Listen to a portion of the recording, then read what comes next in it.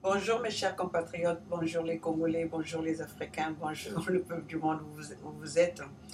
Euh, je sors toujours pour venir parler de ce qui concerne notre continent, de ce qui concerne le peuple africain. Le peuple africain, pourquoi vous êtes endormis?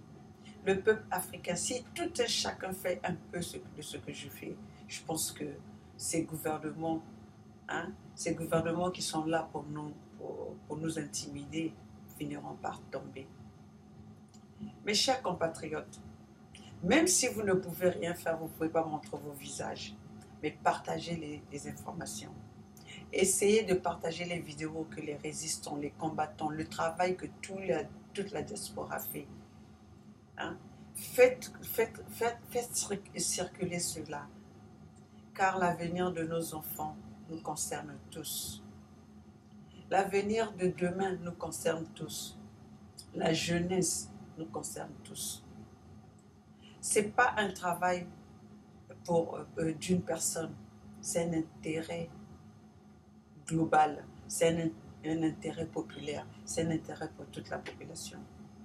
Donc mes chers compatriotes, les chers Africains, les Camerounais, les chers Camerounais, les Gabonais, les Togolais, on est dans tout, on est tous dans la même situation. On est tous dans la même situation. Donc nous devons nous lever pour faire circuler le message. Nous devons faire l'union. Comme on parle, l'union fait la force. Nous devons faire à ce que notre continent soit libéré. Notre continent ne sera pas libéré par les étrangers. Notre continent ne sera pas libéré par la communauté internationale. Parce que vous le voyez maintenant que la communauté internationale nous a laissés au front, nous a laissés sur la première ligne. C'est à nous de faire le travail. C'est à nous de faire le travail. Et s'ils veulent venir nous aider, ils viendront nous aider. Mais c'est à nous, à tous citoyens africains, de se lever pour combattre le système d'aujourd'hui, le système qui est instauré dans nos pays. Hein? Ce système qui est le système de l'intimidation, le système de la dictature, le système de la dictature en plein 21e siècle. Nous parlons des esclaves, on a parlé des esclaves de Libye, on parle des gens, enfin, des pays qui sont sous l'occupation. Mais un pays comme le Congo de la RDC, moi je parle du Congo de la RDC parce que je connais ce pays. Je parle du Congo Brazzaville parce que je connais ce pays. Ces deux pays, ce sont les pays de Bantous. On a la même culture.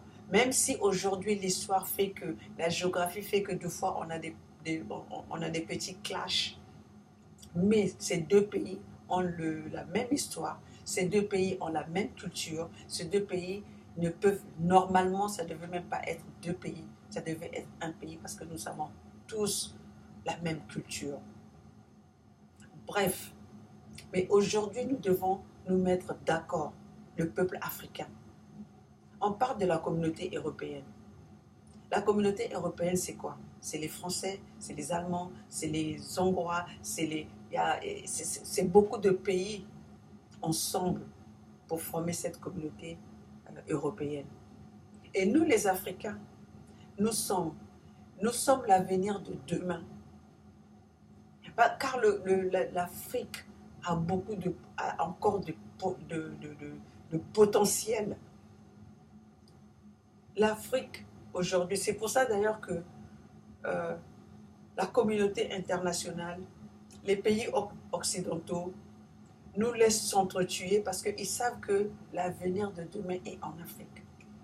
Et nous, on n'a encore rien compris. Nous, en tant que citoyens, on n'a encore rien compris. Comment voulez-vous un groupe qui sont au pouvoir, qui sont au gouvernement pendant des siècles et des siècles, et le peuple souffre pendant des siècles et des siècles aussi. Il y en a qui n'ont rien connu que la souffrance dans leur vie, et ce gouvernement-là restent au pouvoir à vie, restent au pouvoir autant qu'ils veulent. Et la population n'a rien à dire. Mais moi, je veux vous dire une chose, mes chers compatriotes. Nous n'avons pas les usines, en Afrique, nous n'avons pas les usines d'armes, d'armerie. Nous n'avons pas des usines d'armes. Nous ne fabriquons pas d'armes. Cela vient de l'extérieur. Mais de l'extérieur, pour les avoir, ils dépensent l'argent du peuple. Les gouvernements africains dépensent l'argent du peuple pour avoir ces armes, pour tuer la population. Pour tuer la population. Aujourd'hui, je ne vais pas parler que du Congo. Aujourd'hui, je ne vais pas parler que du Congo, je vais parler de tous les pays, hein, des pays qui sont dans l'occupation gouvernementale. Parce qu'on ne va pas parler seulement de l'occupation internationale ou des étrangers. On va parler de l'occupation gouvernementale. Le Congo est dans l'occupation gouvernementale. Le Congo-Brazzaville est dans l'occupation gouvernementale. Le Congo de la RDC est dans l'occupation des étrangers. Le Cameroun est dans l'occupation gouvernementale. Le Gabon est dans l'occupation gouvernementale. La Guinée, Conakry est dans l'occupation gouvernementale. La Guinée équatoriale est dans l'occupation gouvernementale. Donc, beaucoup de pays que je peux citer, si je me mets à citer tous ces pays, il n'y aura même pas le temps que je puisse arriver au but de mon message. Ces pays sont dans l'occupation ou gouvernementale ou par les étrangers. Comment voulez-vous comprendre? Je vais prendre l'exemple du Congo de la RDC.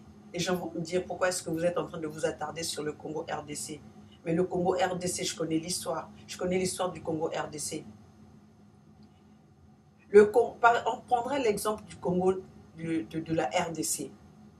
La RDC, une personne comme Kabila, qui n'a jamais donné d'effort, qui n'a jamais rien fait pour le Congo.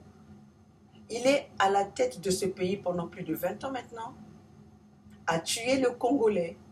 Il est venu se servir. Et en se servant, il tue. Il est en train de martyriser le peuple congolais. Il est en train d'instaurer la haine. Et moi qui pensais même que le Congolais qui dans le temps était le Zaïrois, je pensais que c'était des gens forts, c'était des gens qui étaient des personnes, hein, sans peur. Voilà, depuis 20 ans, ils ont laissé que Kabila commande ce pays. Et il ne commande pas que Kabila instaure le terrorisme, la haine dans ce pays. Et en complicité avec qui? Avec Sassou Nguesso. En complicité avec qui? Avec Ali Bongo. En complicité avec qui? Avec Paul Biya. Tous ces anciens-là, c'est ceux qui sont en train de supporter ce gouvernement, qui sont en train de s'aimer la terreur dans le continent africain. Les vrais terroristes africains, ce sont ces gouvernements-là, ce sont ces présidents-là, c'est les vrais terroristes. Vous êtes en train de chercher les terroristes partout. Les terroristes, on parle des terroristes, on doit combattre le terrorisme. Mais le terrorisme, on va le combattre d'abord par l'Afrique aussi, par les gouvernements africains. Mais vous ne pouvez pas combattre, hein, vous ne pouvez pas combattre, vous ne pouvez pas régler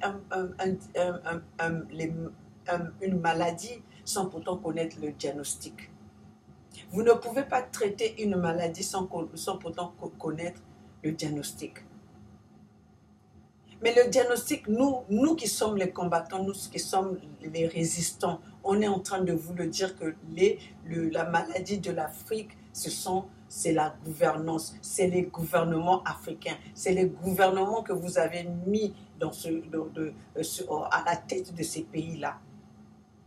Nous sommes en train de vous le dire, nous sommes en train de le crier haut, que le problème de l'Afrique, c'est le gouvernement africain, c'est le gouvernement de tous ces pays dont les présidents restent à la présidence et ils pensent que comment ce qu'on appelle encore c'est l'empire. C'est l'empire du pays. C'est le pays de kingdom, comme on le dit. Mais tout pendant que nous n'allons pas régler ce problème de gouvernance, le problème des présidents africains, nous n'allons jamais régler les vrais problèmes à la source de ce continent. Nous n'allons pas régler les problèmes de ce continent. Et avec ça, vous allez vous plaindre pourquoi vous avez les immigrés, pourquoi les gens prennent des risques pour aller dans des bateaux, dans l'océan, risquer leur vie parce qu'ils cherchent une vie meilleure.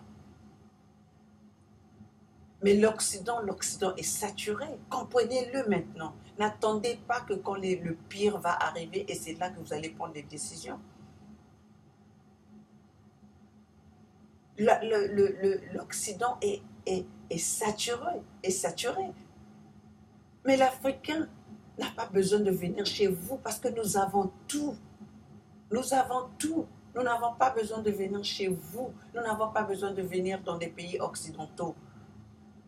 La seule chose qui fait que les Congolais, les Africains soient dans vos pays, soit qui prennent des risques pour se retrouver dans ces pays, c'est la situation politique, la situation économique, la situation médicale de santé et la situation éducative. Donc, si cette situation-là, si ces situations-là étaient élaborées, étaient développées, je ne pense pas qu'il y aurait un Africain qui allait laisser son continent. Il n'y aurait pas un Africain qui allait laisser son pays pour venir rester dans la rue parce qu'un peuple africain, c'est un peuple fier. C'est un peuple avec dignité. C'est un peuple arrogant. C'est un peuple avec fierté. Mais si ces gens-là prennent ces risques, si ce peuple-là s'indigne, parce que vous, les Occidentaux, vous avez toléré, vous avez supporté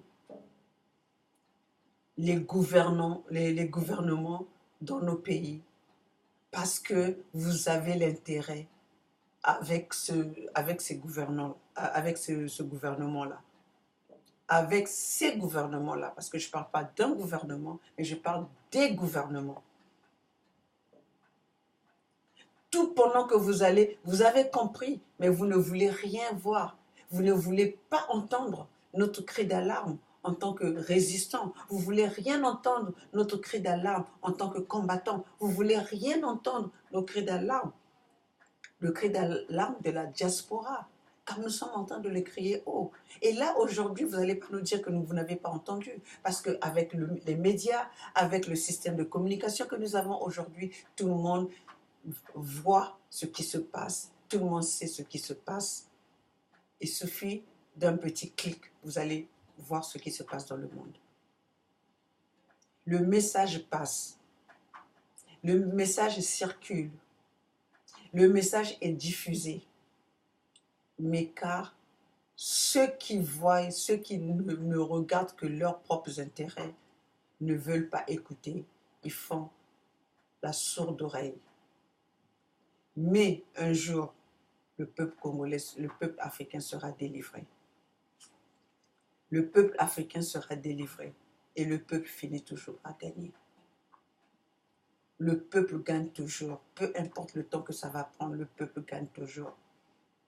Aujourd'hui, nous faisons circuler les informations. Nous parlons, nous diffusons ce que nous pouvons diffuser.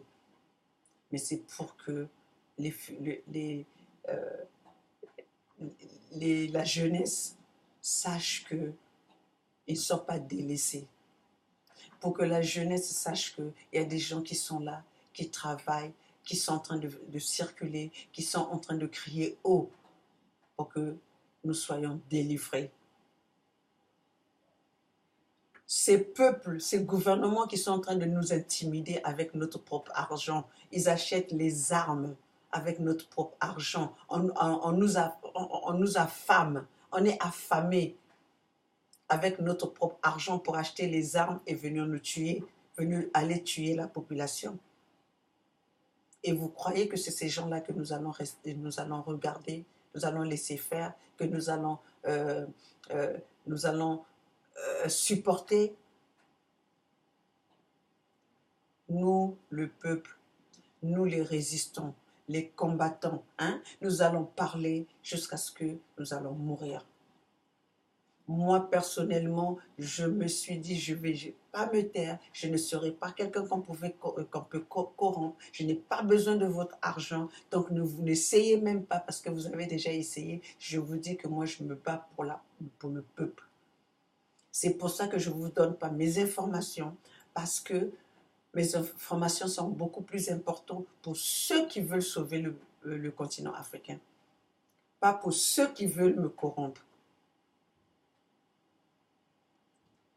Je suis pour ceux qui veulent sauver le continent africain. Ceux qui veulent travailler pour le continent africain, pour le développement du continent africain. Et cela arrivera. Notre ami Rossi Mukendi, il n'a pas accepté d'être corrompu. C'est pour ça aujourd'hui, il est mort sur le front. Il est mort en public.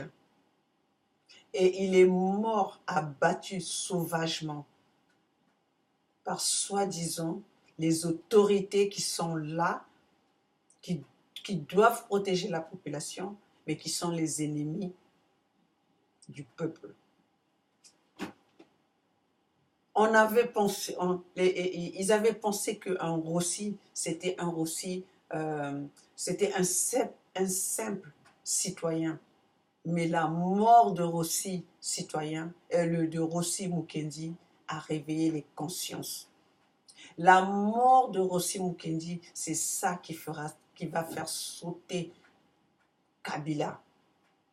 La mort de Rossi Mukendi, le peuple congolais va le venger. Le peuple congolais va venger le sang du combattant, de notre ami de résistance, Rossi Mukendi. La mort de Rossi Mukendi fera partir beaucoup de présidents, beaucoup de dirigeants en Afrique. La mort de Rossi Mukendi, il va faire que l'Afrique va se réveiller. Aujourd'hui, si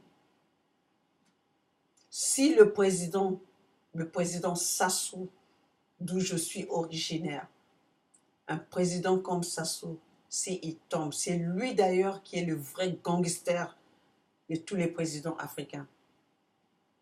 C'est lui le vrai terroriste qui supporte tous les terroristes, tout le terrorisme au niveau mondial en passant par l'Afrique. C'est Sassou c'est Sassou qui a ouvert le filet que tous les terroristes,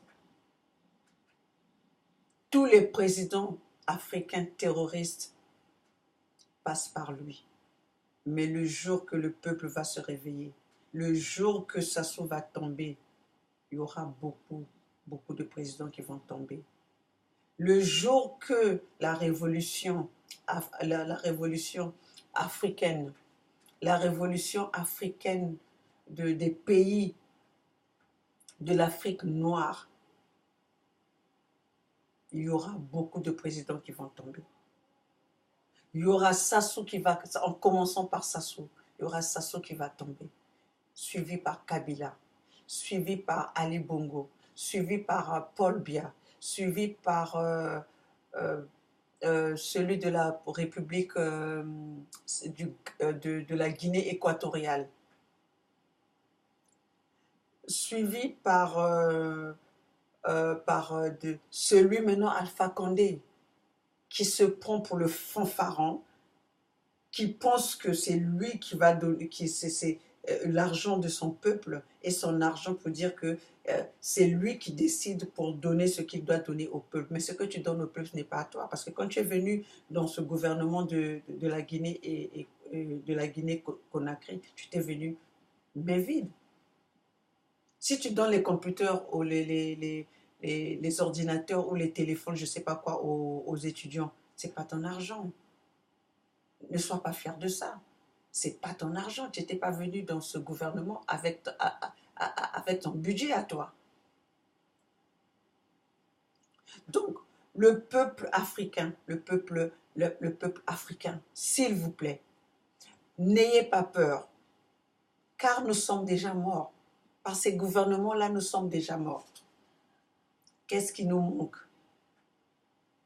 C'est parce que nous sommes encore en train de parler, nous sommes encore en train de respirer. Ces gouvernements-là nous ont déjà tués. Donc le peu de souffle qui nous reste, soyons solides, transmettons le message, faisons passer le message à tous et faisons l'unité pour combattre, pour faire tomber ces gouvernements de la dictature. Si nous ne faisons pas cela, parce que ces gouvernements-là, qu'est-ce qu'ils font? Ils essaient d'acheter les gens par-ci, par-là. Mais ils vous achètent avec quoi? Avec votre propre argent. Cet argent-là, ce n'est pas leur argent. Parce que si aujourd'hui, vous n'acceptez pas d'être corrompus, vous et vos enfants, ça serait des générations en génération qui vont vivre correctement, qui vont vivre dans la paix, qui auront une vie meilleure. Mais vous n'avez pas encore compris cela. Et vous vous faites corrompre par ces gouvernements avec votre propre argent, avec vos propres ressources. Parce que ces gouvernements-là, ce n'est pas leur bien, c'est les biens du peuple. C'est votre bien à vous, les chers compatriotes. Comprenez cela, nous sommes en train de vous passer le message. Nous on se met devant nos vidéos en faisant passer les messages. Ce n'est pas parce que nous voulons nous montrer dans les vidéos que les gens nous voient. C'est parce qu'on a compris le système africain, on a compris le système de nos gouvernements, des gouvernements des terroristes. Les vrais terroristes, c'est les gouvernements africains. Les vrais terroristes, on va les chercher où? C'est nos dirigeants, les dirigeants africains. Une personne comme Kabila, il est venu, il ne savait pas l'histoire du Congo, il ne savait de rien qui se passait. Il a même tué un père qui lui a donné la vie, qu'il a accepté, qu'il a adopté. Joseph Kabila a adopté ce Kabila fils. Non, Désiré Kabila, je m'excuse, Désiré Kabila, accepté, il a fait un combat pour être tué par Joseph Kabila qui gouverne aujourd'hui et qui tue la population. C'est tout à fait normal qu'il puisse vous tuer, qu'il puisse tuer le Congolais. Il n'est pas Congolais. Il ne tue pas sa famille à lui. Il tue les gens qu'il ne connaît pas parce que vous lui avez donné cette opportunité. Vous lui avez donné cette opportunité de vous tuer. Quand on parle de Kabila qui tue, on va parler de Sassou, on va parler de Ali Bongo, on va parler de Paul Biya, on va parler euh, de, de beaucoup de présidents africains. De beaucoup de présidents africains. Tout ce qu'ils savent faire pour gouverner, c'est intimider la population. C'est intimider la population. Aucun de vous qui êtes dans ce pays-là, même ceux qui sont dans leur gouvernement, personne n'est satisfait. Parce que la satisfaction d'un être humain, c'est d'être libre. C'est d'être free. En anglais, on le dit. Freedom. Les Américains, ils ont combattu pour le freedom. L'Afrique du Sud, Nelson Mandela a fait 28 ans dans la prison. 28 ans en prison pour que son pays soit libre. Même si son pays n'est pas libre totalement, mais il a fait l'histoire de l'Afrique du Sud. Il n'a jamais accepté d'être corrompu. D'ailleurs, il est venu au pouvoir, c'est celui-là qui allait mourir au pouvoir. Mais qu'est-ce qu'il a fait? Parce que ce n'était pas le pouvoir qui l'intéressait. Il voulait voir son peuple libéré. Il voulait voir son peuple libéré. Mes chers compatriotes africains, si vous ne réveillez les consciences, réveillez vos consciences. Faisons une lutte ensemble. Faisons une lutte pour faire tomber ces gouvernements de la dictature. Faisons une lutte ensemble. Réveillons-nous pour faire trembler ces gouvernements des terroristes. Donc, mes chers compatriotes, réveillez-vous. Si moi je le fais, vous pouvez le faire aussi. Si moi je prends ce courage et que si tout un chacun pouvait se dire, il faut qu'aujourd'hui, je prends 5 minutes, 2 minutes pour faire circuler une information que je connais, faire partager une information que je connais, je pense que ces gouvernements-là ne seraient plus là. Mes chers compatriotes africains, réveillez-vous, faisons la marche ensemble.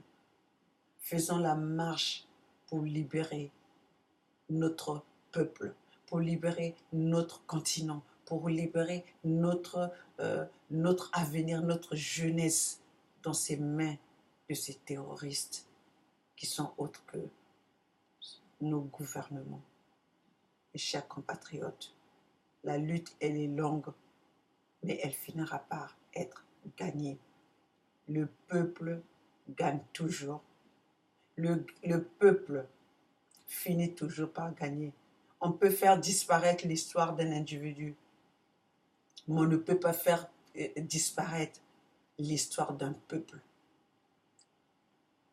L'histoire d'un peuple reste aggravée à jamais pour des générations en générations.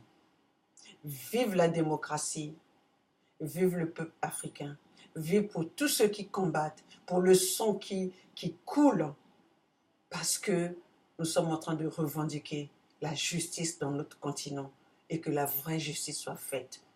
Je vous remercie. Je suis Rossi Mukendi, qui est mort sur le front, dont le sang a coulé pour l'intérêt du peuple.